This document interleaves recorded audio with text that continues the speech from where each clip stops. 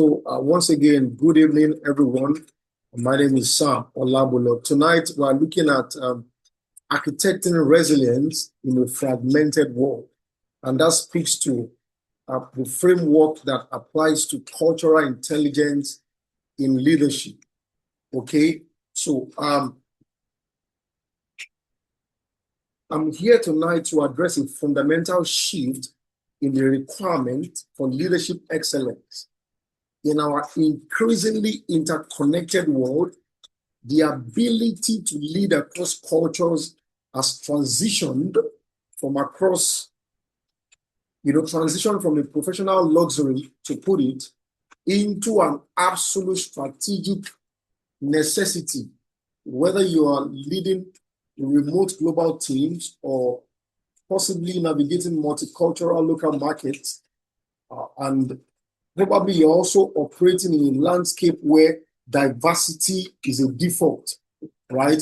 To thrive, we must evolve beyond mere technical expertise. And our objective tonight, all right, is to mark transitions from just, from standard management to cultural mastery through the framework of cultural intelligence that we're looking at tonight. Okay, so cultural intelligence is no longer an optional asset for the modern manager. It is no longer an asset, it is a necessity. Okay, it is a vital competency in a globalized marketplace. So when you talk about CQ, that speaks to cultural intelligence. It is a defining factor that separates leaders who successfully connect with their communities from those who struggle to maintain relevance. Let me say that again, right? Cultural intelligence is the defining factor that separates leaders who successfully connect their communities from those who struggle, all right, to maintain relevance.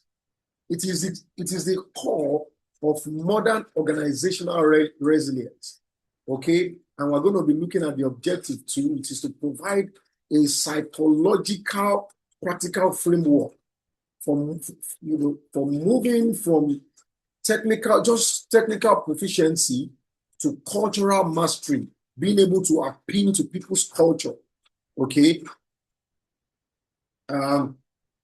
Enabling leaders to relate and work effectively across multicultural contexts. Okay, so moving ahead to the next slide, looking at global expansion, which outpaces traditional leadership. All right, so you are welcome, Mrs. Alade. You are welcome tonight. We are looking at the topic before us tonight is the strategic framework for multicultural intelligence in leadership.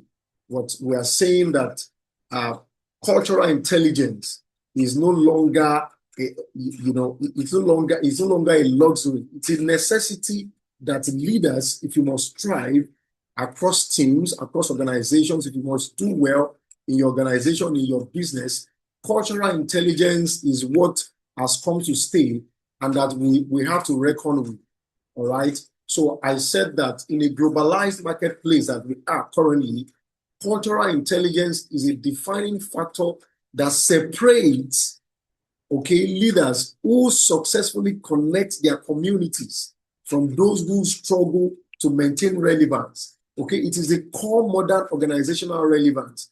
And I also said that the objective, of this topic of discussion tonight is to provide for our learners and listeners, everyone on this call, a psychological and practical framework for moving from technical proficiency to a cultural mastery, all right, enabling leaders to relate and work effectively across any cultural context whatsoever.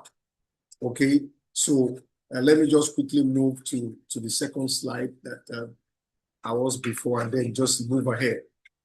Okay, looking at the modern context which navigates nationalism and ethnocentrism. All right, the modern context navigating nationalism and ethnocentrism. So, as an organizational psychologist, okay, I observed that we are operating in a climate that presents unique psychological and social challenges. All right. So while technology connects us, we are also seeing a resurgence. We are seeing a resurgence of exclusionary trends, so to put it, right, that can undermine our organizational harmony. So these disruptors are not just external political movements, not at all, but they manifest within the teams that we work with, and they manifest as cognitive biases and barrier to our collaboration, which means that we must be mindful about other people's cultures. We must be mindful of, the mindset that they carry, understand where they are coming from, and then see how we are supposed to be able to manage this culture so that our businesses, our teams can function together in harmony. All right. So I'm going to be, speaking to about 3 disruptors when you talk about national and, when we talk about navigating nationalism and ethnocentrism. 3 disruptors that you must be mindful to, to look after. The first one there speaks to nationalism. All right.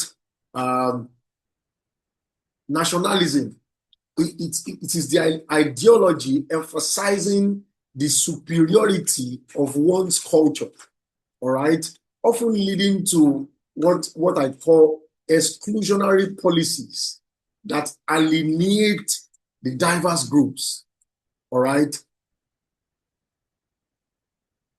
Yeah, okay, so we're here on nationalism, all right? So I said that nationalism is an ideology that emphasizes the superiority of your own personal culture, one's own culture, and it often leads to you being exclusionary policies, so to put it, that removes diverse groups, okay? And the second one there on my right speaks to ethnocentrism. It is a belief in the innate, the inherent superiority, your belief system that, you are superior to other people. All right, that's what speaks to ethnocentrism, the belief system in your internal superiority of your own ethnic group. Say, for example, you have a number of Yoruba people within a team or inside an organization. You have a number of, Igbo people or Hausa people or whatever other tribe that comes together within a team. All right. They believe that, ethnocentrism speaks to that particular culture of people coming together, believing that, they are superior to other people. All right. So that is what ethnocentrism speaks to. And it creates significant barriers to effective communication. Okay. And the third one there is what I call extremism. Extremism. It is a political, it is religious, and a cultural radicalism, okay, that exemplifies tensions and results in social fragmentation. Also, if you think that my English is becoming too much, let me just explain it in a very little way. Extremism speaks to how you manage politics, how you manage people's religion, or even how radical they are about their culture. Okay, I don't want to go into so much details about that. We understand that some people they come from the Christian community, some are from the Muslim community, and some are just freelancers. Okay, we've been able to manage those 3 extremes and then make sure that they work together in sync, is what this extremism is speaking to. And even other people who are politically affiliated, okay, we've been able to manage these people as much as possible. Speaks to extremism. So it is political, it is a religious or cultural radicalism that amplifies tensions, okay, and results in social fragmentation. So what's the key message there? The key message there is that cultural intelligence acts as an essential bridge.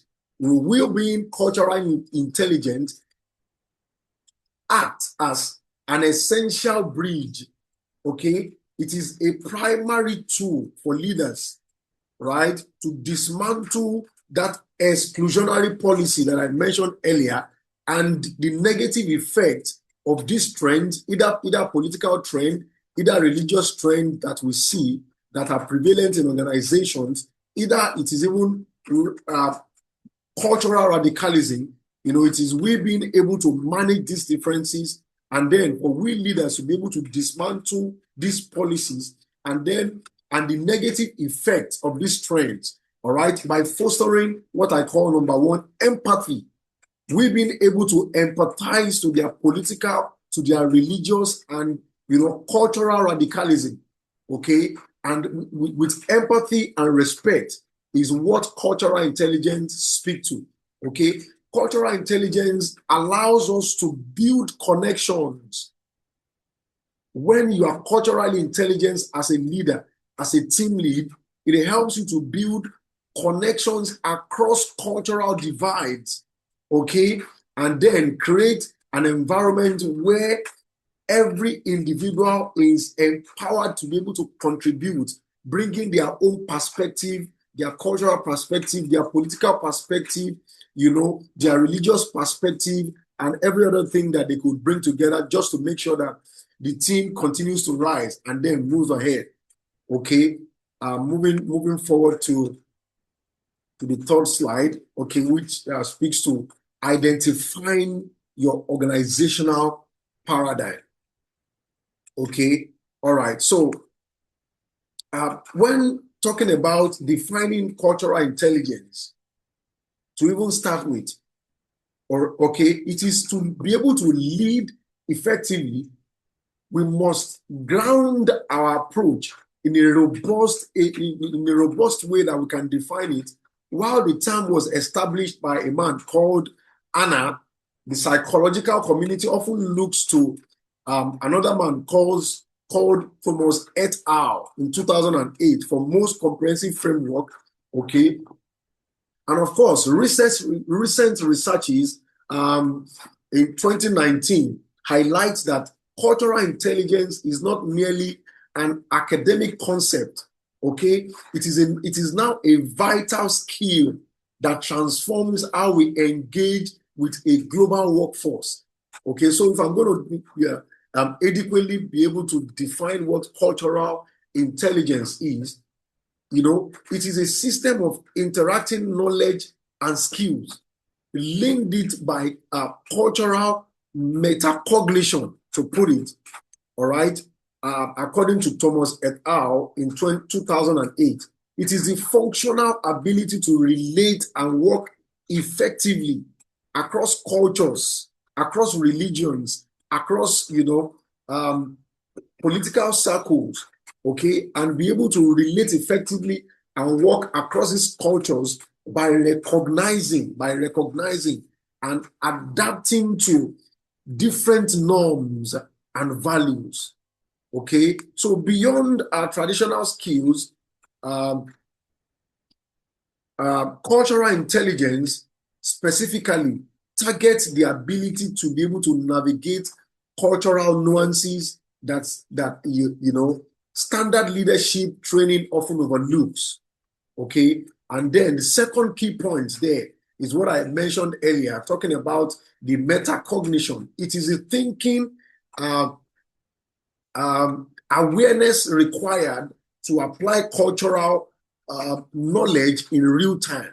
Okay, let me say that again. The awareness that is required to apply cultural knowledge in real time. And then the third one there speaks to the vital skill for transformation. Okay, so as the third man that defined cultural intelligence said it, a man called a man, it suggests that it is the catalyst for how managers successfully engage, all right, with diverse global landscapes. Okay, that is the true how we can truly define what cultural intelligence speaks to.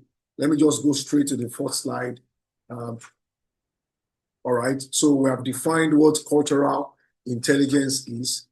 So what are the prerequisites for cultural intelligence? So the journey towards having a high cultural intelligence does not begin with another. It begins with self. Applying cultural intelligence doesn't begin with you applying it to other people. Applying it to yourself is where it starts from. Okay? It begins with you. Radical self-awareness is the essential starting point. You being aware about your cultural intelligence, how intelligent you are culturally. It is where it starts from. Okay? The essential starting point for any leader is being, first of all, aware. The process of awareness, okay, is the starting point for everyone. So before we can decode the frameworks of our colleagues, our friends, our partners, our associates, our team members within our teams, within our organization, we must deeply understand our own first, okay? And this is about recognizing the invisible, the unseen cultural lenses through which we view the world. That's where it starts from, okay? So, and it speaks to introspection, looking inwards, and then connection, being able to connect what you're able to see from the inward part and then connect it by acknowledging our own personal biases and then recognizing how your own background, my own background, our collective background influences our interaction. You know, we lay the foundation for authentic connection. This level of looking inwards, the level of introspection, sets a powerful organizational example.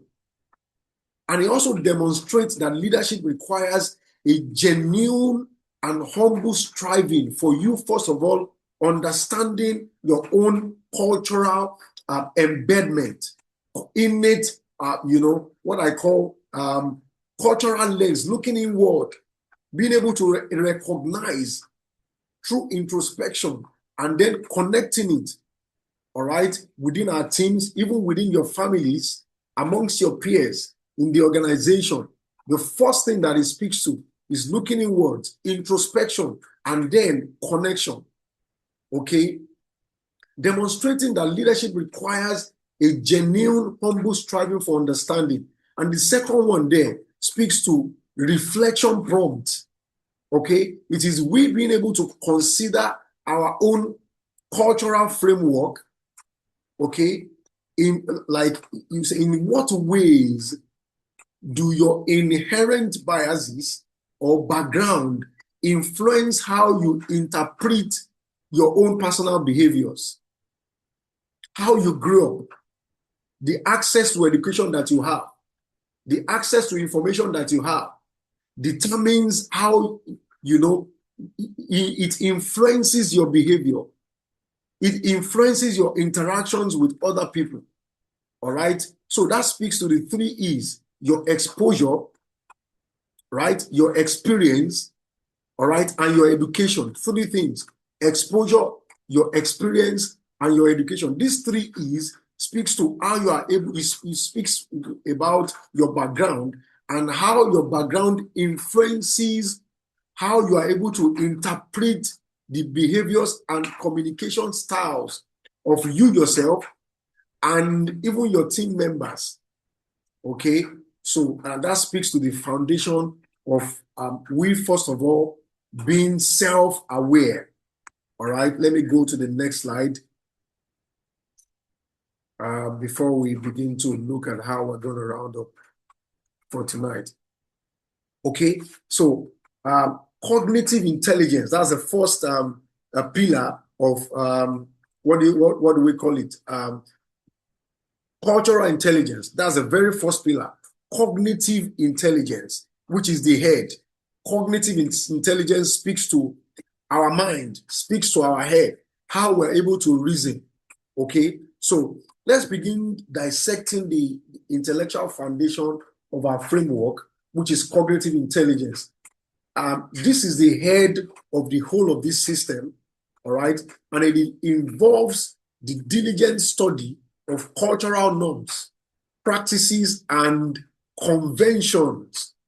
So leaders with high cognitive intelligence do not only rely on guesswork, all right? They inform their strategies with evidence-based facts about their cultures, about what their cultures represent in the organization, all right? And that speaks to cultural intricacy and the leadership application, all right? That speaks to our communication styles, all right?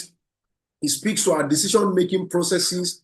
It speaks to how we're able to manage conflict resolution within the teams and within our organization. Here we can see behavioral intelligence, we can see motivational intelligence and all of that. Okay. So how we're able to manage all of these things matters a lot. All right. So when we talk about communication styles, okay, adapting delivery to ensure clarity and avoid cross-cultural misunderstandings. That is what communication style speaks to.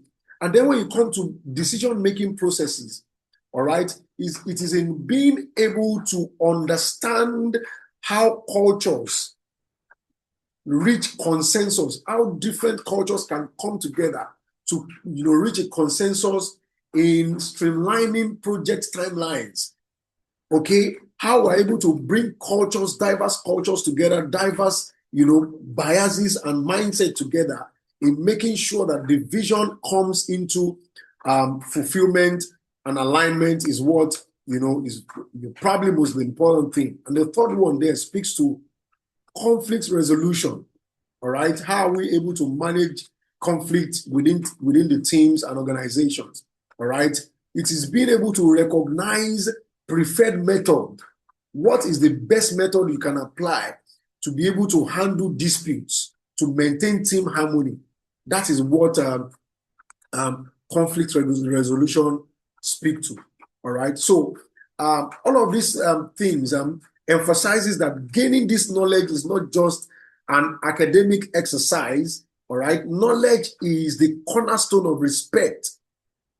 So when you invest time in learning about other people's culture, all right, you are able to demonstrate a level of respect that is vital for the success of your own leadership within the organization. Okay, moving straight to the next slide. All right, we have spoken about cognitive intelligence. So the second one there speaks to emotional intelligence, and I know that a number of people have heard emotional intelligence quite a number of times. Emotional intelligence here, emotional intelligence there. But how do we apply it into cultural intelligence? Okay, moving from intellectual to what I call the visceral, we arrive at the second pillar, which is emotional intelligence. All right, which speaks to the heart. Our emotional intelligence speaks to our heart. It reflects how a leader's ability to be able to empathize and connect with other people.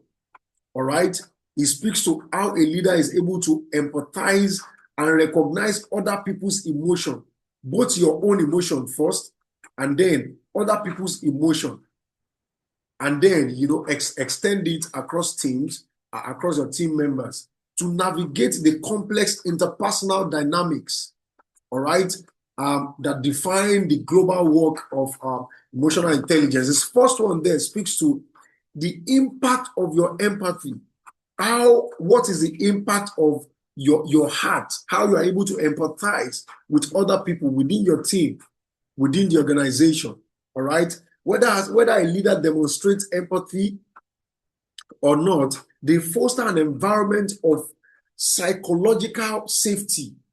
By you being able to demonstrate empathy, you show what I call you foster an environment of psychological safety. Your team members can come to you and then they can share their thoughts and ideas and whatever they have in their hearts to you. By you being putting up the place of empathy. All right. This is not just a soft skill. Empathy is not just a soft skill. It is a performance multiplier, so to put it. So by making team members feel valued and understood, okay, we enhance morale and productivity. When you are able to empathize with your team members, they come to a place of safety, all right? And it goes beyond just performing. It goes beyond, it's a multiplier of your performance. All right, you by making your team members feel valued, making them feel understood, it enhances their morale and their productivity. Okay, and so it makes us move from a collection of individuals to a cohesive high performance unit. It helps you to move from an individual performance level to being able to manage your teams effectively as much as possible. And then what outcome do you get from that? The outcome that you get from that is that the central outcome is in building trust and rapport. So trust is the currency of leadership. If you are able to build trust within your team, if you are able to build trust as a team lead or the leader of an organization, all right, you will see that it makes your work easier for you. All right, so the central outcome is that building of trust and rapport, all right, is the currency of leadership. It enables teams to navigate their global challenge with resilience and then with confidence. All right, when you know that even if I go wrong, I have a team lead that's going to back me up. I'm actually not saying that you should always go wrong, but what I'm trying to say here is that even if you make some mistakes, you know that instead of your team members saying that you are on your own, all right, they come together and see how they can help you resolve these issues by empathizing with you, by understanding that you wouldn't have loved to even make the mistake, from the onset. Okay, so let me go to the third slide, which speaks to motivational intelligence. All right. What is motivational intelligence? It speaks to we establishing the what and the how. And we must address this internal engine of change. So motivational intelligence is the intrinsic, the internal drive, the internal desire to engage with different cultures, all right, without the drive to learn. Cognitive knowledge remains stagnant and emotional connections remains superficial. So let's put it in context, all right?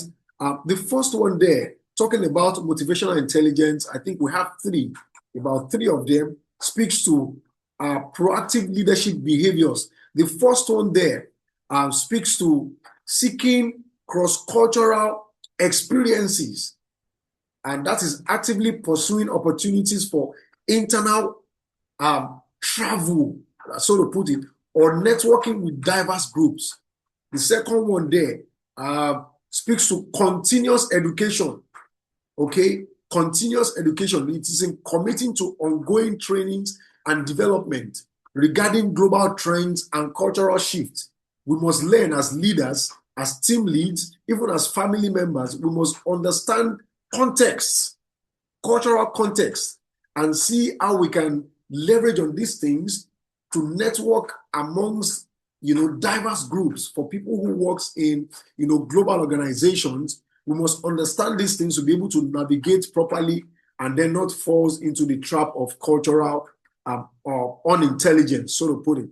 So the third one there speaks to stepping outside the comfort zone, stepping outside the comfort zone. It is in embracing the psychological discomfort, embracing the psychological discomfort of the new environment as a catalyst for growth. All right.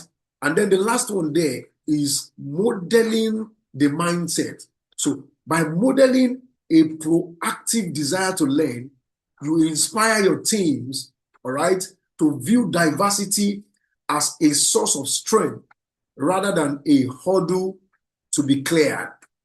Let me say that again. When you model the mindset, all right, of cultural intelligence, all right, through proactive leadership, all right, what we do is that we inspire our teams to view diversity as a source of strength rather than a hurdle that needs to be cleared. All right. So let's quickly look at behavioral intelligence as I begin to round up and then see if we would have people who wants to have questions to ask. Okay. So what is behavioral intelligence? What is behavioral intelligence? It is being able to put adaptability into action. Okay. Behavioral intelligence is the ability to adapt your actual behavior, both your verbal and non-verbal behaviors, to fit into different cultural contexts. It is the practical, the visible application of the previous three pillars that I mentioned earlier, okay, which speaks to number one here, adaptability in action. So effective leaders must be able to adjust their cues, both verbal and non-verbal cues, all right, their tone, the way they speak, how they are able to manage, the tone of their voice so that other people don't misinterpret what they are saying, all right? Being able to adjust their cues, either verbal cues or non-verbal cues, the tone of their voice, all right? Their gesture, okay? And the pace of their voice to resonate with diverse audience. And this requires immense flexibility and openness. So when we navigate, what do I call it? When we navigate cultural nuances gracefully and authentically, we become role model for the entire organization. And then the ripple effect that we have from it is the ability to be able to adapt. All right. When a leader demonstrates respect for cultural diversity through their actions, it encourages inclusive practical practices to be able to flourish throughout every level of their organization. All right. And it creates a culture of innovation. All right. When you are able to, to master these things, your verbal and non-verbal cues, the tone of your voice, your gesture, all right, how you are able to be able to navigate these things flexibly, it creates, throughout every levels of organization, it creates a culture of innovation. And the last slide there, as we begin to round up, speaks to what are the strategies, benefits for innovation, trust, and results. All right.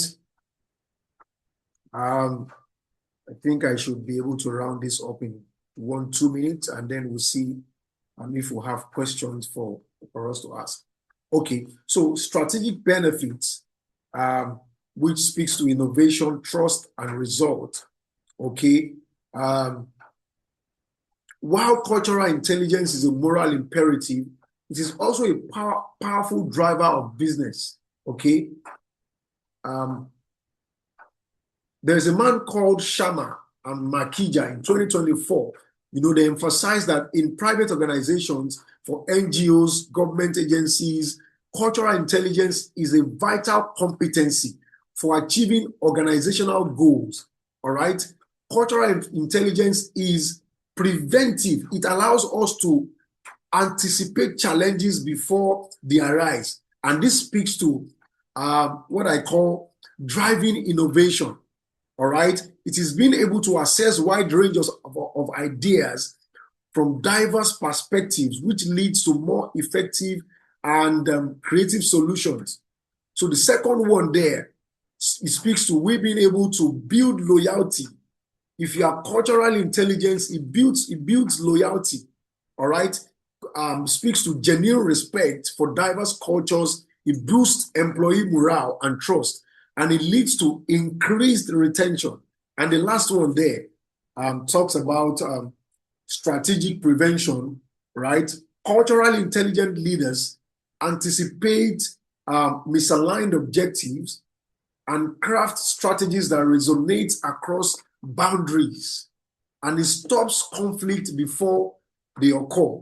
All right. So as I summarize for tonight, okay, cultural intelligence enable effective negotiation and partnership building by allowing leaders to tailor their approaches, enhancing the likelihood of successful and long-term global collaboration. And I believe that with the little that we've learned tonight, and if we're able to apply these things effectively within our teams and organizations, we'll begin to see that the effectiveness of being culturally intelligent.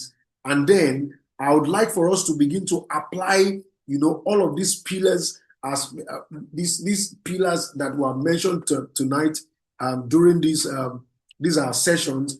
And then if you have further questions, you can send me an email. You can reach out to me and ask questions. I'm just a call away. I'll respond if you need, further thoughts. You want me to share this slide with you, even if you need it. I'll gracefully be able to do that to you. So thank you very much for your time tonight. Okay, can you do that in 30 seconds? Please go ahead. Please go ahead.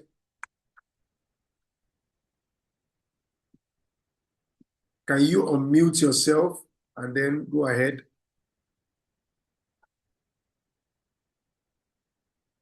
Can you unmute your mic so that I can hear you? Hello, good evening, sir. Can you hear me? Yes, please go ahead. All right, thank you. Thank you for the insight on how to deal with cultural intelligence. Absolutely. It's a good one. I'm so grateful for that. And my ask is just like, I want to ask, the cultural intelligence, is it only for leaders or generally for leaders and team members? Can it be applied for all team members? Yes, thank you very much for that question. Being culturally intelligent is not only for a particular set of people, all right? Everyone within a team, everyone who is a team lead, every team member within an organization has to understand what cultural intelligence is. As long as you have different people from different cultures come together within an organization, we must learn how to be culturally intelligent so that we are able to navigate within our teams effectively, and then which fosters collaboration, it fosters team cohesiveness. All right. And the output is that we begin to see what I call a successful and long-term global collaboration. I hope I'm able to answer your question effectively. Yes, sir. Thank you. Yeah, thank you very much. And if we have further questions, don't hesitate to reach out to me by email or whatever other means are available for you to reach out to me. So thank you once again very much for attending tonight's Evolvers Guild. I hope that you've been able to learn one or two things, and I hope that we can also continue in this same topic next week. And until next week, when we see ourselves again, it is goodbye from here. Thank you very much. See you next week.